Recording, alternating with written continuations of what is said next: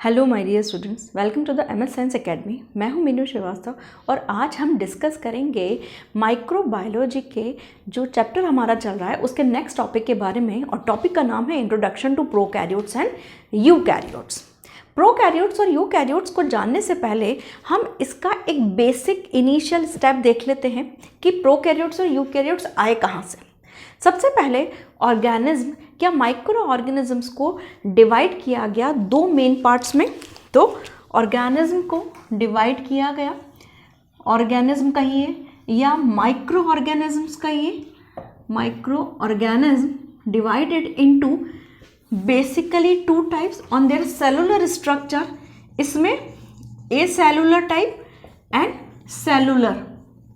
Basically acellular and cellular type के अंदर अब क्या क्या आता है वो हम समझते हैं। सेलुलर टाइप के अंदर या सेलुलर क्या है, यानी सेलुलर बेसिकली क्या होता है, वो सिस्टम है या वो डिवाइडेशन है जिसमें माइक्रो ऑर्गेनिज्म के अंदर कोई बेसिक सेल स्ट्रक्चर नहीं होता। जैसे इसका एग्जाम्पल है ए सेलुलर के अंदर हम पढ़ते हैं किसको या किसको इंक्लूड करते हैं, सिर्फ और सिर्फ हम इंक्लूड करते हैं वायरसेस को। वायरस के अंदर कोई बेसिक सेल स्ट्रक्चर नहीं होता। अगर हम सेल की बात करें तो सेल के अंदर क्या क्या होता है, एक सेल, एक जो है आउटर सेल मेम्ब्रेन होगी, अंदर साइटोप्लाज्म भरा होगा, न्यूक्लियस होगा, सराउंडिंग में सेल ऑर्गेनल्स होंगे, ये सब चीज़ें होंगी। एक सेल के दिमाग, सेल की स्ट्राइक होती है हमारे दिमाग में, ये फिनोमेना डेवलप होता है। लेकिन वायरसेस के अंदर ऐसा कोई भी स्ट्रक्चर मौजूद नहीं होता। ना तो उसके अंदर सेल होता है, ना ही उसके अंदर साइटोप्लाज्म होता है, ना ही उसके अंदर बेसिक सेल ऑर्गेनल्स प्रेजेंट होते हैं। तो इसके अंदर क्या होता है, इसके अंदर DNA या RNA as a genetic material present होता है, as a genetic material. And इसके ऊपर and outer and protein present as a outer covering. और कुछ वायरसेस के अंदर प्रोटीन आउटर कवरिंग के फॉर्म में प्रेजेंट होता है और कुछ वायरसेस में वो भी प्रेजेंट नहीं होता है। तो वायरस के अंदर हम ये कह सकते हैं कि सिर्फ और सिर्फ एक DNA RNA का जेनेटिक मटेरियल होगा और मे नॉट बी उसके अंदर प्रोटीन की कवरिंग प्रेजेंट हो भी सकती है और नहीं भी हो सकती है। तो यहाँ पर मेन जेनेटिक मटेरियल क्या है, DNA या RNA। तो इसके अंदर कोई बेसिक सेल स्ट्रक्चर नहीं है, इसलिए हमने इसको किसके अंदर डाला है, ए सेलुलर स्ट्रक्चर के अंदर। Viruses is the connective link between living and non living. Viruses की एक और बात यह है कि ये कनेक्टिंग लिंक बिटवीन को BW से रिप्रेजेंट कर रही हूँ, between living and non living system. ऐसा क्यों? अब ये ऐसा क्यों है, क्योंकि जब वायरस किसी नॉन लिविंग सिस्टम पे रहता है, जैसे कि बाहर सरफेस में प्रेजेंट है, तो वो किस तरीके से एक्ट करेगा, वो नॉन लिविंग की तरह एक्ट करेगा, उसमें किसी भी तरीके की एक्टिविटी नहीं होगी। लेकिन अगर ये हमारी बॉडी के अंदर या किसी भी लिविंग सिस्टम के अंदर, आइदर प्लांट या कोई इवन किसी भी लिविंग सिस्टम पर जाएगा, प्लांट, एनिमल्स, इवन बैक्टीरिया के ऊपर भी, तो they act as the living system. तो इसीलिए हम ये मानते हैं कि वायरसेस के अंदर दोनों तरीके के जो है सिम्टम, दोनों तरीके के फिनोमिना मिलती है, लिविंग भी और नॉन लिविंग भी। तो वायरस किसका पार्ट है, ए सेलुलर का। ए सेलुलर के अंदर केवल एक ही वायरसेस को इंक्लूड किया गया। आप ये मत सोचिएगा कि इसके अंदर कोई दूसरे एग्जाम्पल भी हैं, ठीक है। तो virus is a connecting link between the living and non living. इसके अंदर कोई सेलुलर प्रॉपर स्ट्रक्चर नहीं होता है, इसके अंदर सिर्फ DNA या RNA as a genetic material होता है और आउटर कवरिंग में प्रोटीन प्रेजेंट हो भी सकता है और नहीं भी हो सकता है। अब बात आती है सेलुलर स्ट्रक्चर की। तो सेलुलर स्ट्रक्चर के अंदर हम इनमें दो कह सकते हैं कि दो चीज़ों को इंक्लूड करते हैं या दो वैरायटीज़ को इंक्लूड करते हैं, prokaryotes and eukaryotes. Prokaryotes and eukaryotes दोनों किसके अंदर आते हैं, सेलुलर स्ट्रक्चर के अंदर आते हैं। प्रोकैरियोट्स एंड यूकैरियोट्स बेसिकली हमने जो डिवाइड किए हुए हैं ये न्यूक्लियस की प्रेजेंस और एब्सेंस, ये न्यूक्लियस की प्रेजेंस और एब्सेंस के बेसिस पे डिवाइड किया हुआ है। तो अब हम बात कर लेते हैं प्रोकैरियोट और यूकैरियोट की बहुत अच्छे से डीपली, कि इनकी बेसिक स्ट्रक्चर में क्या क्या प्रेजेंट होता है।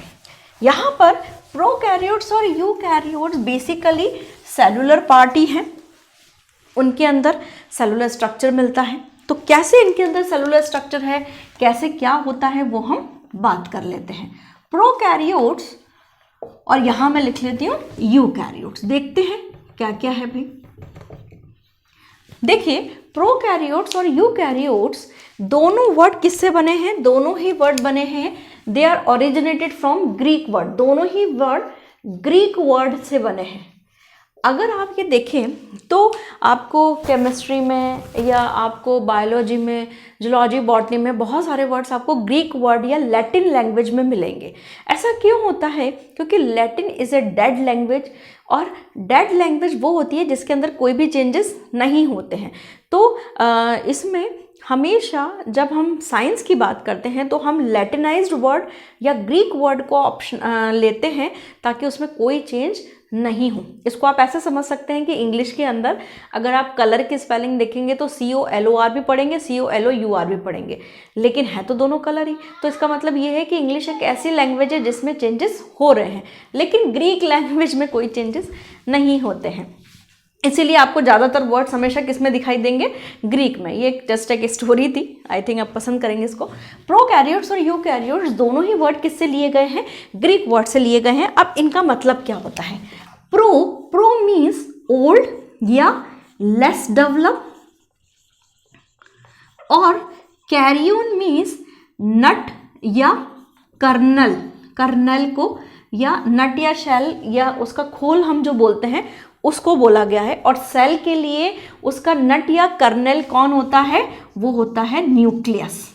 वो कौन होता है? न्यूक्लियस। यूकैरियोट्स मीन्स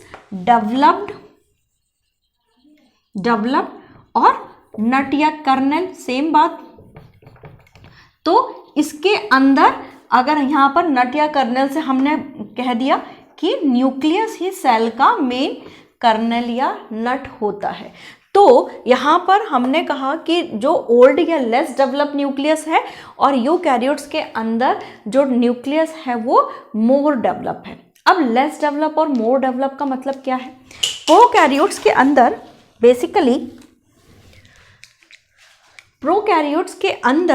बेसिकली जो आउटर स्ट्रक्चर होता है वो तो इसमें हम बोल सकते हैं कि आउटर सेलुलर स्ट्रक्चर है, सेल मेम्ब्रेन है।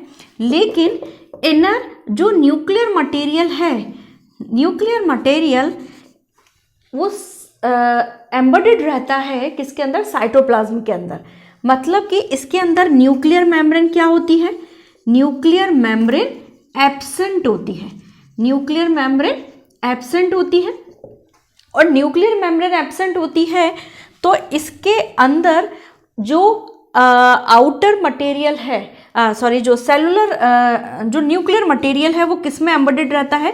Nuclear material embedded in cytoplasm. ये किस में एम्बेडेड रहता है? साइटोप्लाज्म में एम्बेडेड रहता है। ठीक है, तो यहाँ पर न्यूक्लियर मेम्ब्रेन एब्सेंट हो गई, न्यूक्लियर मटेरियल साइटोप्लाज्म के अंदर एम्बेडेड रहेगा। यहाँ पर जो यूकैरियोट्स होते हैं, यूकैरियोट्स के अंदर क्या होगा? न्यूक्लियस जो होगा वो न्यूक्लियर मेम्ब्रेन से सराउंडेड रहेगा। तो इसके अंदर क्या होगा? न्यूक्लियर मेम्ब्रेन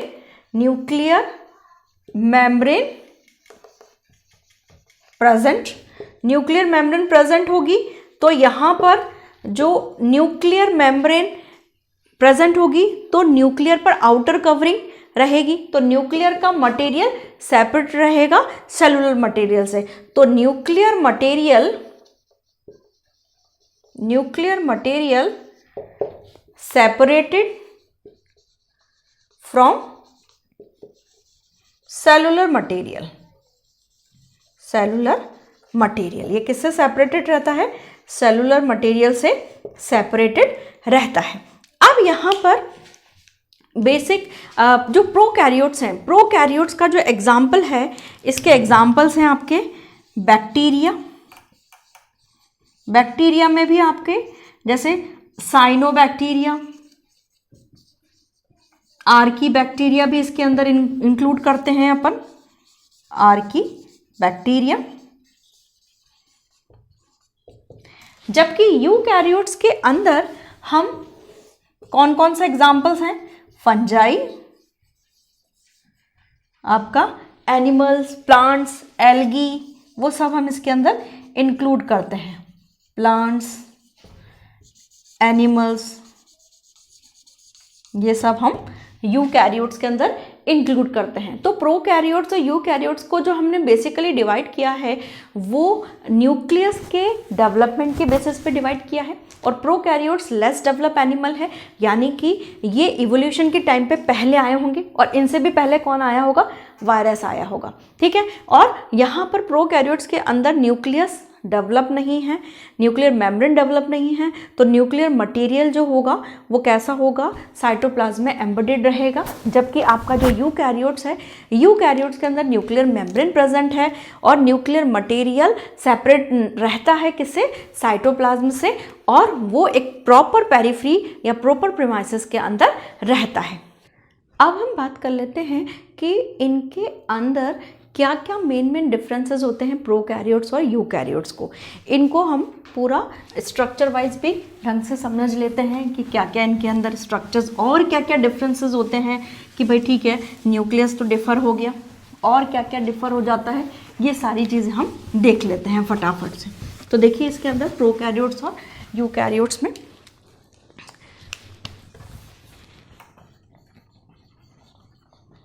प्रोकैरियोट्स, इसमें शॉर्ट फॉर्म में मैंने यहाँ लिख दिया, और ये आपका यूकैरियोट्स यहाँ मैंने शॉर्ट फॉर्म में लिख दिया है।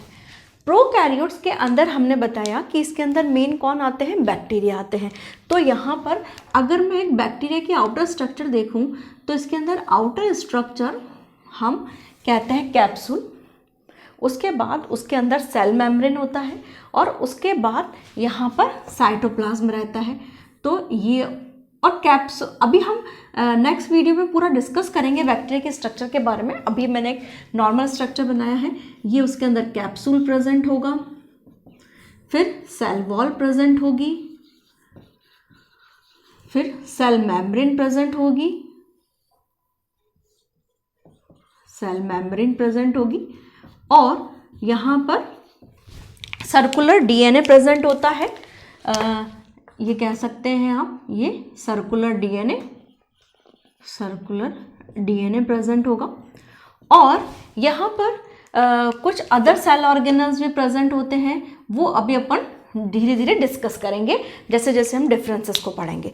यूकैरियोट्स के अंदर हम बात करें तो यूकैरियोट्स के अंदर अगर प्लांट है तो आउटर स्ट्रक्चर सेल वॉल होगी, और एनिमल्स के अंदर सेल वॉल नहीं होती है। और उसके बाद यहाँ पर आपकी सेल मेम्ब्रेन होगी, और सेल मेम्ब्रेन के अंदर ये आपका प्रॉपर न्यूक्लियस, और nucleus is surrounded by nuclear membrane, और यहाँ पर जो आपका डीएनए प्रेजेंट होता है, और ये अंदर साइटोप्लाज्म है। तो आप अपन कंटिन्यूसली अपन वन बाय वन इनके बीच में डिफरेंसेस पढ़ लेते हैं। तो सबसे पहले है प्रोकैरियोट्स लेस डेवलप्ड, और ये more developed.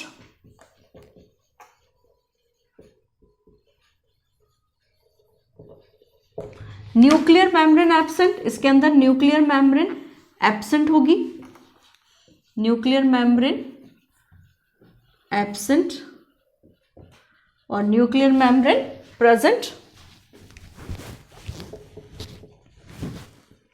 Nuclear membrane present. Nuclear membrane absent है इसमें, तो आपका न्यूक्लियर मटेरियल कहाँ एम्बेडेड रहेगा? साइटोप्लाज्म में। तो nuclear material embedded in cytoplasm, और इसके अंदर यहाँ पर न्यूक्लियर मटेरियल सेपरेटेड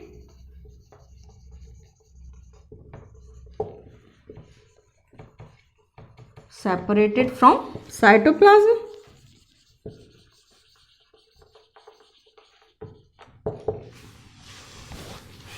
यहाँ पर जो जेनेटिक मटेरियल है उसको अपन क्या बोलते हैं, न्यूक्लियोइड, है ना।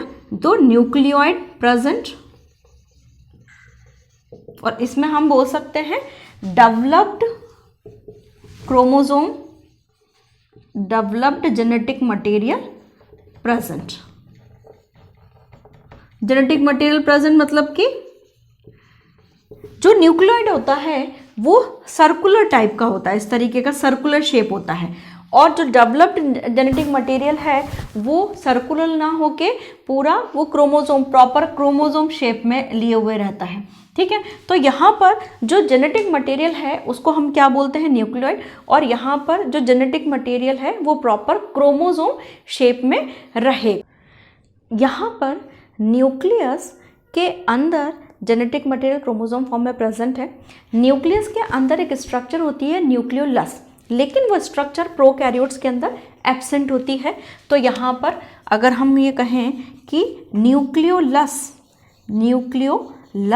एब्सेंट, और यहाँ पर न्यूक्लियोलस क्या होगा, प्रेजेंट होती है, न्यूक्लियोलस प्रेजेंट। तो न्यूक्लियोलस को मैं यहाँ ऐसे बना देती हूँ, ये आपका न्यूक्लियोलस हो गया, लेकिन यहाँ पर मैंने न्यूक्लियोलस नहीं बनाया। न्यूक्लियोलस एक्चुअली न्यूक्लियस के अंदर का ही स्ट्रक्चर होता है। तो यहाँ पर न्यूक्लियोलस एब्सेंट होती है और यहाँ पर न्यूक्लियस प्रेजेंट होता है। यहाँ पर एक और चीज़ है कि अगर आपने डीएनए और आरएनए का फुल फॉर्म आपको पता हो तो हम बोलते हैं डीऑक्सी राइबो न्यूक्लिक एसिड, या आरएनए का ribo nucleic acid.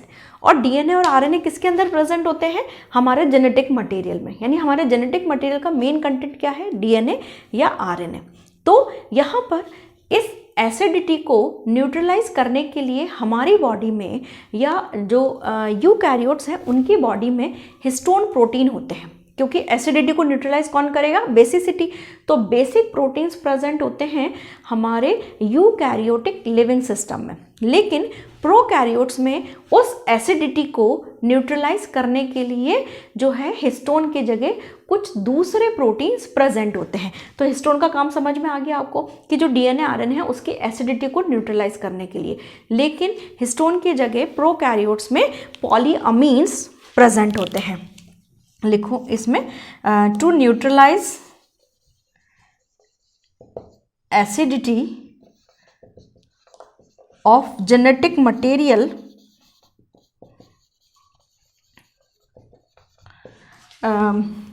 nucleoid associated proteins, जिन्हें हम NAPs भी बोलते हैं, NAPs and polyamines are present। लेकिन यहाँ पर क्या प्रेजेंट है, histone proteins are present, histone proteins are present. तो यहाँ पर हिस्टोन प्रोटीन, तो जेनेटिक मटेरियल के अंदर यहाँ पर NAPs मिलते हैं बीच बीच में, और यहाँ पर क्या मिलेंगे, हिस्टोन प्रोटीन्स मिलते हैं, NAPs वगैरह। जो प्रोकैरियोट्स होते हैं उनके अंदर मतलब सेल ऑर्गेनल जो होते हैं वो membrane bound cell organelle absent होते हैं। तो मैं यहाँ पर इसको, अब मैं नेक्स्ट ले लेते हैं अपन। नेक्स्ट डिफरेंस क्या है इसके अंदर, जो मेम्ब्रेन बाउंड सेल ऑर्गेनल है वो एब्सेंट होता है इसके अंदर। देख लेते हैं क्या क्या है।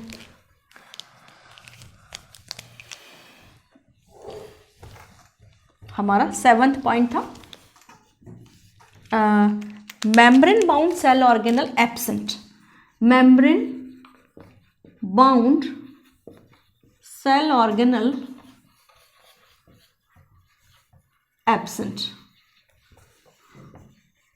और membrane bound cell organelle absent है, और इसमें सारे membrane bound cell organelle absent मतलब प्रेजेंट होते हैं, तो इसके अंदर हम बोल सकते हैं प्रेजेंट। आप इसको पूरा वैसा का वैसा लिख लीजिएगा कि membrane bound cell organelle present होते हैं। अब मेम्ब्रेन बाउंड कौन कौन से होते हैं? मेम्ब्रेन बाउंड जैसे आपका एंडोप्लाज्मिक रेटिकुलम है, जैसे माइटोकॉन्ड्रिया है, जैसे आपका राइबोसोम है, ये सारे लाइसोसोम है, ये सारे के सारे क्या होते हैं? मेम्ब्रेन बाउंड सेल ऑर्गेनल होते हैं, जो कि प्रोकैरियोट्स में प्रेजेंट नहीं होते, वो यूकैरियोट्स में प्रेजेंट होते हैं। तो जैसे अपन इसमें लिख लेते हैं कौन कौन से हैं? Endoplasmic reticulum, endoplasmic reticulum, reticulum absent, इसमें एब्सेंट है, एब्सेंट को मैंने शॉर्ट फॉर्म में लिख दिया, और इसमें प्रेजेंट। राइबोसोम, राइबोसोम इसमें 70S टाइप के होते हैं। कौन से? 70S टाइप के। S क्या होता है? S is a sedimentation coefficient या स्वेडबर्ग यूनिट। ये स्वेडबर्ग साइंटिस्ट थे, उन्होंने अपने नाम पे इसको S डिनोट किया था। बेसिकली उन्होंने क्या किया था कि एक एक्सपेरिमेंट में उन्होंने राइबोसोम्स लिए अलग अलग सेल से निकाल के, और एक सेंट्रीफ्यूगल मशीन में जब उसे वो घुमाते थे, सेंट्रीफ्यूगल मशीन आपका कह सकते हो एक तरह की मिक्सी जैसा ही होता है। तो जब उन्होंने देखा कि 70 साइकिल के बाद कुछ चीज़ें सेटल डाउन हो रही हैं, कुछ सेल्स में वो 70 साइकिल के बाद सेटल डाउन हो रही है, कुछ में 80 साइकिल्स के बाद, ये अगर अपन बोले तो RPM रोटेशन पर मिनट, उस हिसाब से वो सेटल डाउन होती हैं। तो उन्होंने देखा कि जनरली जो प्रोकैरियोट्स है उसमें किस तरह का होता है? 70S टाइप का, और इनके अंदर कौन सा होता है? 80S टाइप का। 70S की 2 सब यूनिट्स होती हैं, यानी कि इनके अंदर भी जब पार्ट्स देखे गए तो इनकी भी 50S सब यूनिट और 30S सब यूनिट, और 80S में भी 2 पार्ट हो गए, 60S और 40S। यहाँ आप ध्यान रखना कि इन दोनों को जोड़ के आप ये मत लिख देना, नहीं तो बच्चे क्या करते हैं 50S और 30S और तो 70S हो रहा है, तो 50, 30, 80, लेकिन ये गलत है। मतलब कि 70S को हम जब देखते हैं तो उसका कुछ पार्ट 30 रोटेशन के बाद नीचे सेटल डाउन होता है, और बचा हुआ पार्ट 50 रोटेशन के बाद नीचे सेटल डाउन होता है, तो वो हम इसको टोटल मिला के 70S बोलते हैं फिर, ठीक है। और यहाँ पर इसके जो ये जो टाइप रहते हैं, इसमें 5S और 23S, इसमें भी सब टाइप होते हैं, और इसका जो टाइप होता है 16S होता है। और यहाँ पर 16S में जो टाइप हो गए 5S, 5.8S और 28S यहाँ पर, और जो आपका 40S है, इसमें जो टाइप रहता है वो 18S का टाइप का रहता है, ठीक है। 5, 28, 5.8 और 18S, तो ये आपका क्या हो गया? राइबोसोम हो गया। उसके बाद माइटोकॉन्ड्रिया, माइटोकॉन्ड्रिया एब्सेंट। अब माइटोकॉन्ड्रिया एब्सेंट है तो माइटोकॉन्ड्रिया एब्सेंट है तो माइटोकॉन्ड्रिया का मेन काम होता है एनर्जी प्रोडक्शन का। तो एनर्जी प्रोडक्शन के लिए यहाँ पर इसमें क्या होते हैं? In place of mitochondria mesosomes are present, mesosomes are present. और यहाँ पर क्या होगा? मीजोसोम्स एब्सेंट होते हैं और माइटोकॉन्ड्रिया प्रेजेंट होते हैं, यानी एनर्जी प्रोडक्शन के लिए माइटोकॉन्ड्रिया प्रेजेंट रहेगा। इसके अलावा जो है आपका एंडोप्लाज्मिक रेटिकुलम हो गया, राइबोसोम हो गया, Golgi apparatus, Golgi body absent, और इनके इसमें क्या होगा? प्रेजेंट होगा। गोल्जी अपैरेटस यहाँ पर एब्सेंट होता है और यहाँ पर प्रेजेंट होता है। इसके अलावा यहाँ पर और क्या क्या चीज़ें हो सकती हैं? जैसे आपका लाइसोसोम है, लाइसोसोम, लाइसोसोम एब्सेंट होते हैं, लेकिन लाइसोसोम्स एब्सेंट तो होते हैं, लेकिन जो एंजाइमेटिक एक्टिविटीज़ है उसकी जगह कौन सी होती है? Cell membrane. सेल मेम्ब्रेन की जो जगह होती है वहाँ पर वो एंजाइमेटिक एक्टिविटीज़ की साइट होती है, और यहाँ पर लाइसोसोम क्या होते हैं? प्रेजेंट होते हैं। यहाँ पर लाइसोसोम क्या होंगे? प्रेजेंट होंगे। अब हम इसमें और जो कुछ एक्स्ट्रा बचे हुए हैं डिफरेंसेस वो हम देख लेते हैं। तो यहाँ पर हम माइटोकॉन्ड्रिया वगैरह अगर चाहें तो ड्रॉ कर सकते हैं कि इनके अंदर माइटोकॉन्ड्रियाज प्रेजेंट होते हैं और गोल्जी बॉडी प्रेजेंट होते हैं, एंडोप्लाज्मिक रेटिकुलम प्रेजेंट होते हैं। हम इसको डिटेल में बाद में पढ़ेंगे, लेकिन बैक्टीरिया का स्ट्रक्चर आपका नेक्स्ट वीडियो में पूरा डिटेल में आएगा। और इसके अलावा राइबोसोम्स प्रेजेंट होते हैं, यहाँ पर 70S राइबोसोम्स होते हैं, यहाँ पर आपके 80S राइबोसोम्स होते हैं। इसके अलावा यहाँ पर जो सेल वॉल है, नेक्स्ट हम देख लेते हैं कि क्या क्या अब इनके अंदर नेक्स्ट और भी क्या क्या डिफरेंसेस बचे रहते हैं।